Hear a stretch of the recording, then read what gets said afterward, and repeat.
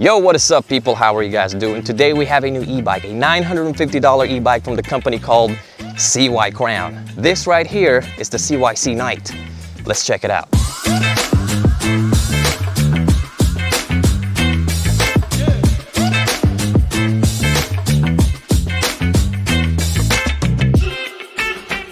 How cool is that?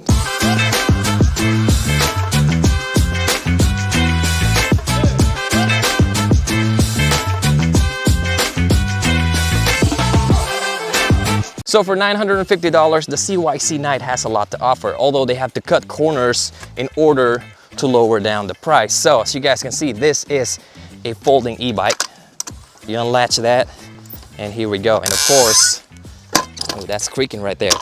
And of course, just like any other folding e-bikes out there, it is pretty hard to, unfold. As you guys can see, there's no fenders on this e-bike, as well as a rear rack, because it did not came with fenders and a rear rack, but you can always install them if you want to, because there are mounting holes on the rear and on the front. The thing that I really like about this e-bike is this thing looks just like all them e-bikes out there. You got fat tires, it's full suspension, the paint job is really good. You got this really nice comfortable seat right here, and overall it looks pretty fancy. Nobody in the world will think that this e-bike is only $950. So it's a class 2 e-bike, that's why it only has a 500-watt motor paired with a 48-volt 12.5 amp battery.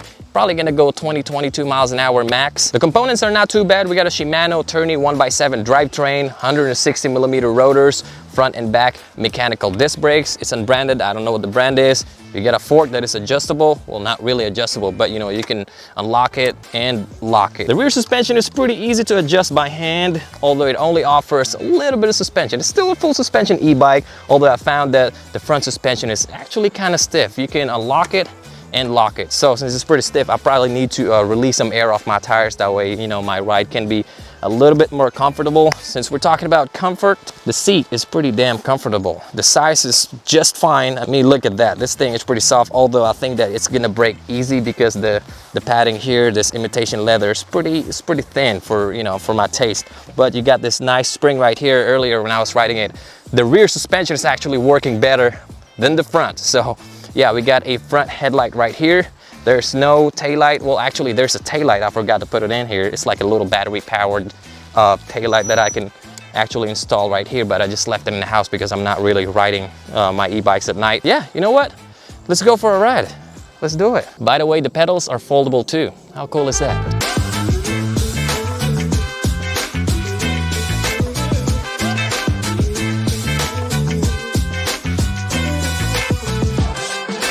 All right, let's start with the basic.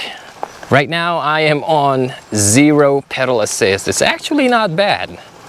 I'm doing like what, 5-6 miles an hour, but I'm gonna use my GPS later to, check the actual speed of this e-bike. So let's put it on pedal assist 1. Pedal assist 1. This is actually pretty torquey for a 500-watt e-bike. All right.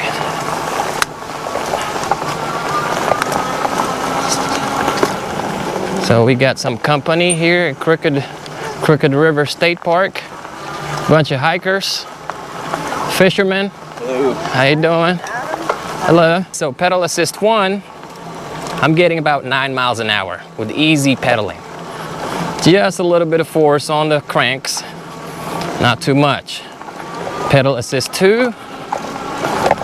Oh yeah, I can hear the battery rattling inside the frame. So this e-bike might not be an off-road e-bike. We'll see. Maybe I can put some gasket inside of that battery. That way it stops rattling. Pedal assist 2, we're doing 11.6 miles an hour. Pedal assist 3. Let's go. What is it? 13.7 miles, 13.8 miles an hour. Pedal assist 4. Oh, here we go. Here we go. 16.8 miles an hour. Pedal assist 5. Okay then. All right, it's going. I think it's gonna go over 20 miles an hour. All right, it's getting a little too fast here, so yeah, I might just do the actual super speed test on the road. Plus, this e-bike is not.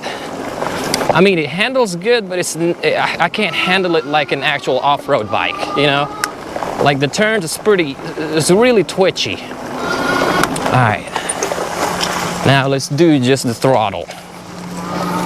Throttle only.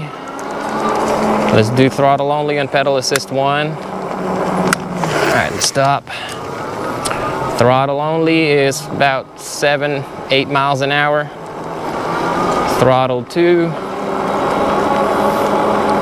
11 miles an hour.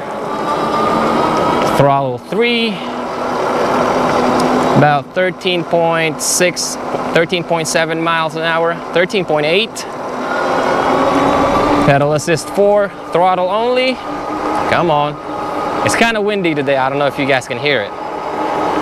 16.8 miles an hour, throttle only.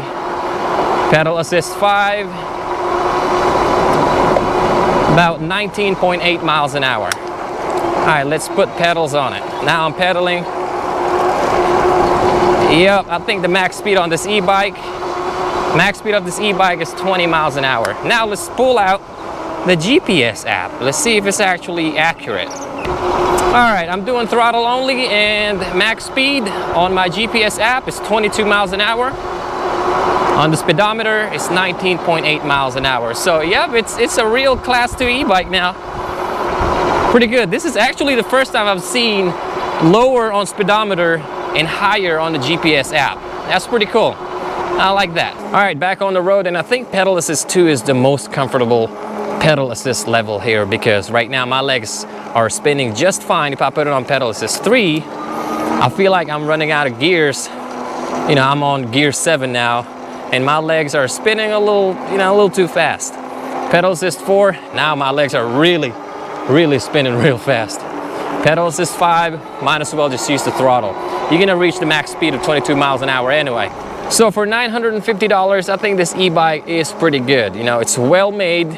Yeah, we got basic components, but hey, you know, again, it's 950 bucks. I recommend this for people who wanna use an e-bike for commuting, you know, going to school, going to Walmart, you know, going to the gas station to buy something, or going to Dollar General to grab some milk. And again, you can still install a rear rack for this e-bike. You can find them on Amazon for cheap. Fenders, you can find them cheap. And yeah, I would not recommend, you know, full sending this on the trails, although you can ride this on the trails, like, you know, gravel roads and fire roads, stuff like that. But fully sending this e-bike, no, not recommended. Is it fast? Well, it's fast enough. You know, does it look good? It looks really good. Is it comfortable? Well, maybe somewhere in the middle, you know. You can customize this kind of bike. You can replace your handlebars, and again, you can put rear rack on it, fenders. But for me, I think this is good enough. Is it good enough for heavy riders? Yes, as long as you are 350 pounds below. So yeah, that's the maximum load capacity of this e-bike, 350 pounds. Not as much as, you know, other brands out there that, you know, some e-bikes, they claim up to 500 pounds. 350 pounds, yeah, I think that's reasonable.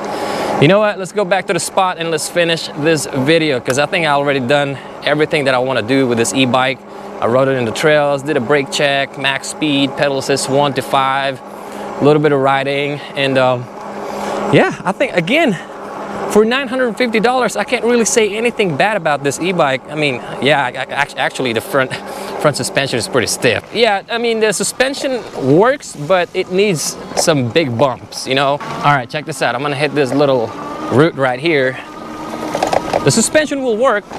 Yeah, there you go. It works, but you need a big bump for it to work. Maybe it's just me, because I'm actually pretty lightweight. I'm only 145 pounds. So yeah, all right, let's go back to the spot and let's finish this video. All right, so I guess that's about it for this video, guys. Hopefully you guys enjoyed it. If you guys are interested with a CYC Night, I will link this e-bike down in the description. That way you guys can check it out. Again, for $950, this is good value for your money. So yeah, I guess that's about it. Don't forget to like, comment, and subscribe. Keep pedaling, ride safe, and I will see you guys in my next video. Peace.